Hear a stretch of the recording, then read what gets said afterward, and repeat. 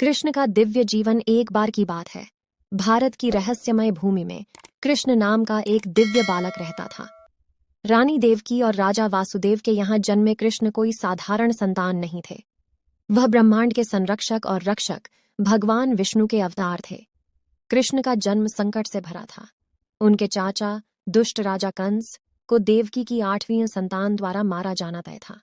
अपनी मृत्यु के भय से कंस ने देवकी और वासुदेव को बंदी बना लिया। हालांकि भाग्य के अनुसार कृष्ण को चमत्कारिक रूप से देवकी के गर्भ से वृंदावन गांव में नंद और यशोदा के घर पहुंचाया गया था। वृंदावन में कृष्ण एक शरारती और चंचल बच्चे के रूप में बड़े हुए, ग्रामीणों से मक्खन चुराते थे और अपने दोस्तों के साथ मजाक करते थे। वह अपनी आकर्षक मुस्कान और आकर्षक व्यक्तित्व के कारण सभी के चहेते थे। कृष्ण कोई साधारण बालक नहीं थे। उनके पास अपने वर्षों से परे दिव्य शक्तियां और ज्ञान था। जैसे जैसे कृष्ण बड़े होते गए, उन्होंने अविश्वसनीय शक्ति और साहस का प्रदर्शन किया। उन्होंने ग्रामीणों और उनके मवेशियों को विभिन्न खतरों से बचाया, जिसमें एक क्रूर सर्प का प्रकोप और कंस द्वारा भेजे गए राक्षसों की योजनाएं शामिल थीं। कृष्ण की बांसुरी वादन का उन सभी पर मंत्रमुग्ध करने वाला प्रभाव था जिन्होंने इसे सुना, और इसने मनुष्यों और जानवरों दोनों के दिलों को आकर्षित किया। कृष्ण के सबसे प्रसिद्ध कारनामों में से एक राक्षस राजा कंस का वध था।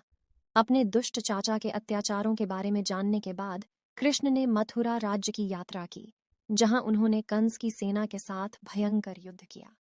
एक नाटकीय टकराव में कृष्ण ने कंस को हरा दिया और उसके माता पिता को कैद से मुक्त कर दिया।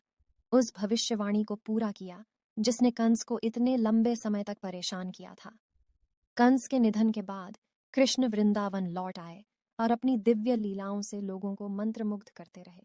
उन्होंने एक प्यारे दोस्त, एक बुद्धिमान परामर्शदाता और एक दयालु रक्षक की भूमिका निभाई। कृष्ण ने धार्मिकता के मार्ग और भगवान की भक्ति के महत्व का प्रचार किया। उन्होंने मंत्रमुग्ध करने वाली कहानियों और दिव्य अनुभवों के माध्यम से अपनी शिक्षाएं प्रदान कीं। महाभारत के महान युद्ध के दौरान कृष्ण की सबसे गहन शिक्षाओं को साझा किया गया था। राजकुमार अर्जुन के सारथी के रूप में सेवा करते हुए कृष्ण ने अमर प्रवचन दिया, जिसे भगवद गीता के नाम से जाना जाता है। उन्होंने अर्जुन को जीवन की प्रकृति, कर्तव्य और शाश्वत आत्मा के बारे में बताया। भगवद गीता का ज्ञान आज भी लाखों लोगों का मार्गदर्शन और प्रेरणा देता है।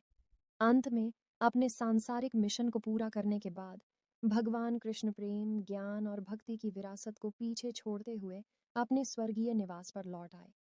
वह अपने भक्तों के दिलों में हमेशा मौजूद रहते हैं, जो आज भी उनकी दिव्य चंचलता और शिक्षाओं का जश्न मनाते हैं। इस प्रकार भगवान कृष्ण की कहानी दिव्य अवतार, वीर कर्मों और आध्यात्मिक ज्ञान की कहानी है। एक कालातीत गाथा जो पीढ़ियों को प्रेम, धार्मिकता और मानवता और परमात्मा के बीच शाश्वत संबंध के संदेश से प्रेरित करती है।